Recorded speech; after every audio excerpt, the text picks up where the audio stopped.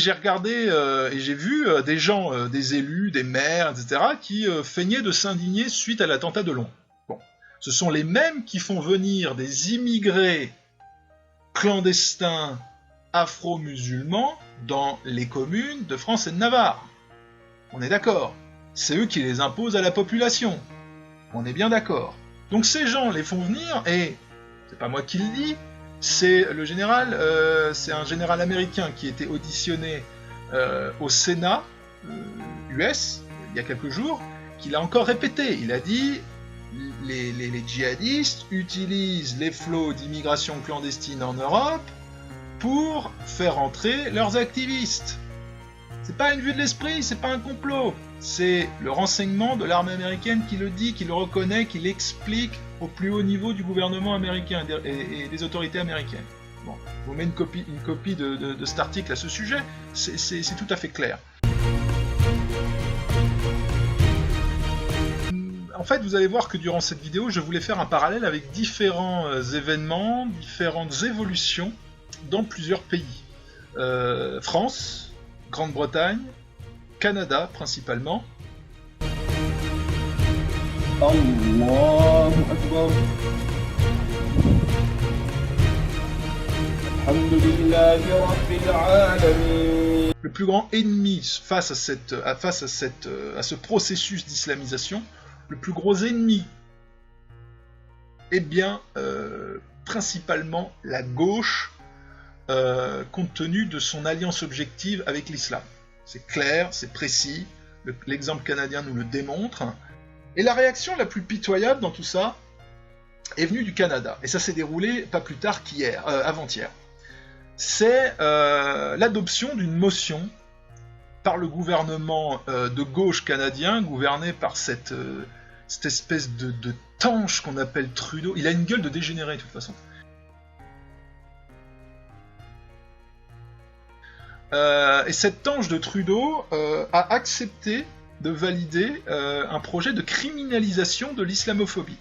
Alors il dit c'est pas contraignant juridiquement, plus exactement c'est une motion validée par le gouvernement qui demande à un comité ad hoc de réfléchir à des pistes pour juguler le racisme et l'islamophobie. Alors, tout ce qui est antiracisme, il faut traduire. C'est du langage communiste, il faut traduire, ça veut dire anti-blanc. Hein. Quand vous avez une loi dite antiraciste, c'est une loi anti-blanche. Ça vise à permettre aux minorités allogènes agressives d'utiliser la loi contre les blancs. Point barre. C'est simple que ça, il faut savoir le traduire. Et c'est spécifié islamophobie. Alors, c'est la première fois dans le monde occidental que ce concept fait son entrée dans un parlement au point de déclencher une volonté de la part d'un État occidental de juguler ce phénomène, ce pseudo-phénomène. Alors, islamophobie d'abord, je vais y revenir, je sais que beaucoup d'entre vous savent pertinemment ce que ça veut dire qu'islamophobie, enfin le pseudo-terme islamophobie. C'est très simple, ça se décompose en deux termes. Islam. Alors vous allez me dire, je sais ce que c'est l'islam. Oui, mais cherchons le sens du mot islam, quand même. Alors il y a plein d'abrutis, de pervers, selon, ou de gens qui, honnêtement, n'ont pas les connaissances et qui ne le savent pas, qui pensent que islam, ça veut dire paix. Non. Islam, ça veut dire soumission. Soumission. Soumission à quoi? À Mahomet, hein, au prophète des musulmans, et à Allah, n'est-ce pas? Donc, soumission aux musulmans. Comprenez? Bon. Islam, soumission aux musulmans. Phobie.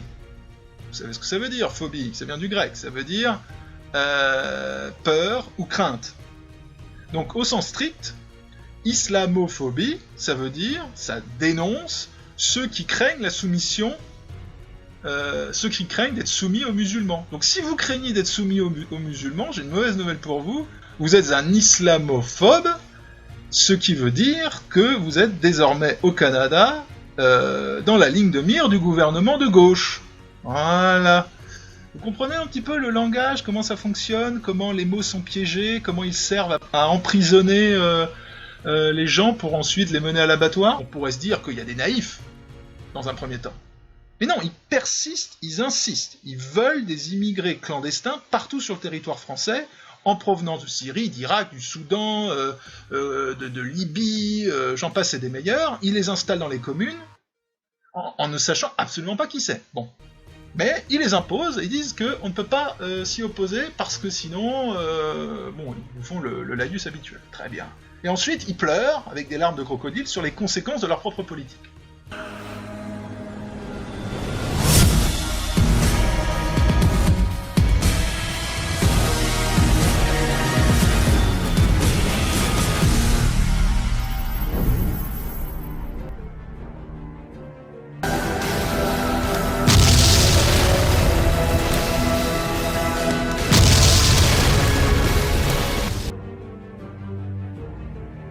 Il y a des versets coraniques qui sont absolument clairs. Terrorisez vos ennemis. Bien sûr, terrorisez vos ennemis.